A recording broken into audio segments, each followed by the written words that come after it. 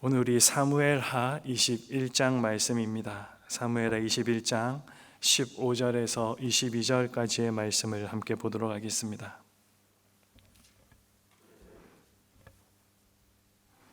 사무엘하 21장 15절에서 22절까지의 말씀을 제가 읽도록 하겠습니다.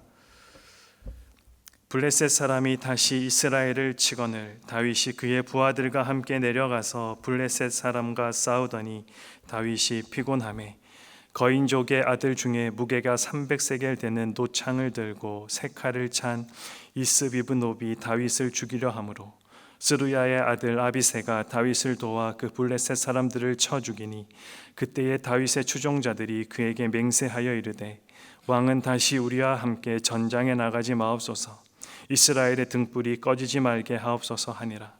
그 후에 다시 블레셋 사람과 곱에서 전쟁을 할 때에 후사 사람 십북에는 거인족의 아들 중에 삽을 쳐 죽였고, 또다시 블레셋 사람과 곱에서 전쟁할 때에 베들레헴 사람 야레오르김의 아들 엘하나는 가드 골리앗의 아후 라흐미를 죽였는데 그 자의 창자루는 배틀재 같았더라. 또 가드에서 전쟁할 때에 그곳에 키가 큰 자 하나는 손가락과 발가락이 각기 6개씩 모두 24개가 있는데 그도 거인족의 소생이라. 그가 이스라엘 사람을 능욕함으로 다윗의 형 삼마의 아들 요나단이 그를 죽이니라. 이 네 사람 가드의 거인족의 소생이 다윗의 손과 그의 부하들의 손에 다 넘어졌더라. 아멘.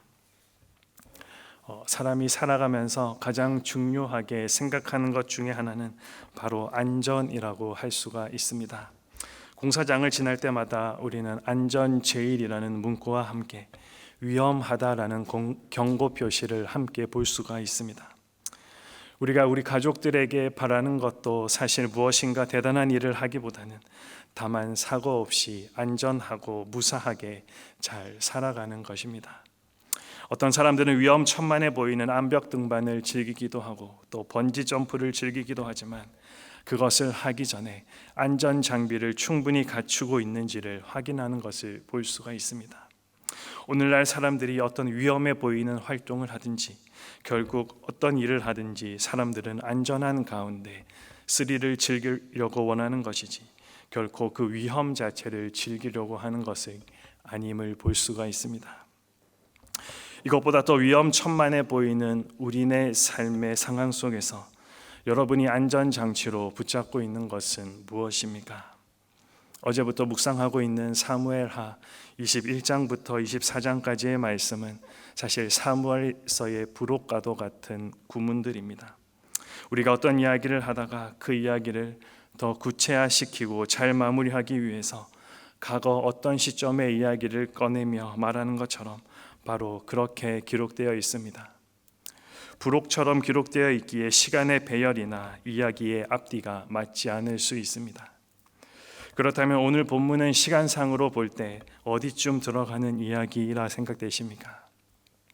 성경을 연구하는 사람들은 오늘 본문이 사무엘하 8장과 9장 사이쯤으로 보고 있습니다. 본문이 이렇게 시작되고 있기 때문입니다. 블레셋 사람이 다시 이스라엘을 치거늘. 다윗 시대 블레셋의 이야기는 사무엘하 8장에 거의 마지막으로 기록되어 있습니다. 사무엘하 8장 1절 말씀을 제가 한번 읽어보겠습니다. 그 후에 다윗이 블레셋 사람들을 쳐서 항복을 받고 블레셋 사람들의 손에서 메덱 암마를 빼앗으니라. 여기 메덱 암마라고 표현된 이것은 어느 한 지명을 의미하지 않고 블레셋에 속한 여러 성읍들을 의미하는 말입니다. 왜냐하면 메덱 암마는 어머니의 굴레 또는 모성의 굴레라는 뜻을 가진 단어로서 고대 근동에서 한 나라의 수도를 어머니라고 불렀음을 감안해 볼 때 당시 블레셋의 수도였던 가드 그리고 그 주변의 성읍들인 가사와 아스돗, 아스글론, 에글론 등 그 전체를 이르는 말이라고 봐야 맞는 것입니다. 그렇다면 이날의 다윗의 승리는 블레셋에 대한 완전한 승리였다 볼 수가 있습니다. 실제 이후부터 블레셋은 등장하지 않고 있기 때문입니다. 그런데 오늘 본문의 기록이 어떻게 기록되고 있습니까? 완전히 정복한 것 같았던 그 블레셋이 다시 일어났다라는 사실입니다. 그리고 이 전쟁은 매우 치열하였던 것처럼 보입니다.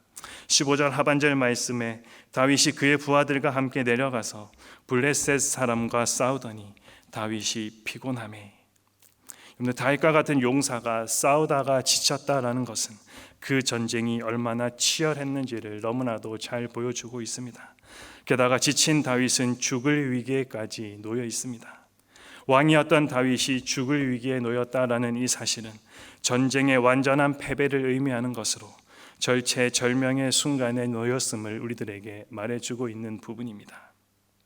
하지만 다윗은 이 아비새라는 충성스러운 부하 덕분에 그 위기에서 벗어날 수 있게 됩니다. 그리고 이렇게 마무리되는 듯 보였던 다윗의 위기 상황은 계속해서 이어지고 있습니다. 그런데 이런 어려움 속에서도 하나님은 다윗을 보호할 사람을 그의 곁에 두셨습니다. 그들이 누구입니까? 오늘 16절에 이스비브노베의 손에서 다윗을 구한 아비새를 시작으로 18절에 거인족의 후손인 삽을 죽인 시브게, 19절에 골리앗의 아후 라흐미를 죽인 엘하난, 20절부터 22절에 손가락과 발가락이 각각 6개인 거인을 죽인 요나단, 바로 이들이 다윗을 도와 힘껏 싸웠던 다윗의 용사들입니다. 이 일이 일어나기 이전에도 다윗은 정복 전쟁을 성공리에 이끌게 되는데 성경 기자는 그 이유를 다음과 같이 기록하고 있습니다.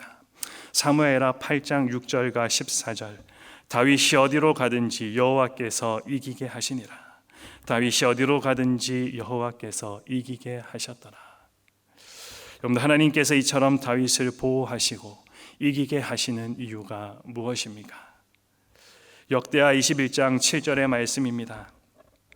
여호와께서 다윗의 집을 멸하기를 즐겨하지 아니하셨음은 이전에 다윗과 더불어 언약을 세우시고 또 다윗과 그의 자손에게 항상 등불을 주겠다고 말씀하셨음이더라. 하나님께서 그의 백성과 맺은 언약 때문이라라고 성경 기자가 분명하게 기록하고 있습니다. 그의 백성이 온전하지 못하고 부족한 투성이어도 하나님은 세우신 언약을 성실하게 지켜가고 계심을 분명하게 말씀해 주고 있는 것입니다. 그렇다면 사무엘하 8장 뒤에 나와야 할 이 이야기가 다윗이 이끌던 나라가 마무리되어 갈 즈음에 그리고 반역자들을 제압한 이후에 연결하여서 나오는 이유를 이제 아시겠습니까? 다윗의 나라가 곧 무너질 것 같지만 그 나라는 하나님이 붙들기로 약속한 나라이기에 그 누구도 이 나라와 이 백성을 무너뜨릴 수 없다라는 선언입니다. 여러분, 다윗처럼 오늘 우리도 하나님께 선택받고 세움받은 자들입니다. 우리는 하나님의 보호하심을 받으며 살아가는 사람들입니다. 그렇다면 우리도 피할 수 없는 것이 있습니다. 바로 영적 전쟁입니다. 요한복음 15장 19절에서 예수님께서 이렇게 말씀하셨습니다. 너희가 세상에 속하였으면 세상이 자기의 것을 사랑할 것이나 너희는 세상에 속한 자가 아니요 도리어 내가 너희를 세상에서 택하였기 때문에 세상이 너희를 미워하느니라. 여기서 세상이 너를 미워한다라는 이 단어는 우리가 알고 있는처럼 단순히 사람을 이기심에서 질투하고 미워하는 정도의 그 미워함이 아닙니다. 완전히 한 사람을 넘어져 쓰러뜨리기 위한 대적을 향하여서 이야기할 때 쓰는 단어입니다. 오늘 성경에서 블레셋은 어마어마한 거인으로 묘사되고 있습니다. 그들의 장군 골리앗은 키가 3m 가까이나 되었습니다. 이런 블레셋은 이스라엘 역사 속에서 하나님의 백성을 계속해서 대적하는 대상으로 묘사되고 있을 뿐만 아니라 하나님의 백성 안에서 끊임없이 일어나는 영적인 전쟁을 상징하기도 합니다. 우리도 블레셋 골리앗과 같은 거대한 세상의 가치관 앞에 매일 부딪히게 됩니다. 그리고 이것들은 쉽게 무너지지가 않습니다. 어느 순간 무너졌나 싶어 경계를 풀려 하면 오늘 본문의 그 블레셋이 다시 일어났다라는 그 표현처럼 어느새 내 안과 밖에서 태산처럼 다시 일어나 있는 것을 우리는 볼 수가 있습니다. 이처럼 거센 영적 싸움이 지속되다 보면 우리도 자칫 피곤해져서 위기를 맞을 때가 있습니다. 그러나 그때 기억해야 할 것이 있습니다. 오늘 다윗의 용사들이 공통적으로 가지고 있는 것이 있었습니다. 그것은 그들의 이름에서 잘 드러나고 있습니다. 먼저 아비세는 선물이라는 뜻입니다. 십북에는 여호와께서 간섭하신다라는 뜻이고, 엘하나는 하나님의 은혜라는 뜻입니다. 그리고 요나단은 하나님께서 주신다라는 뜻을 가지고 있습니다. 이 이름들이 내포하고 있는 것이 무엇입니까? 외형적으로는 정말로 분명 상대가 되지 않을 것 같은데, 하나님께서 주신 은혜와 선물, 간섭하심으로 이긴다라는 사실입니다.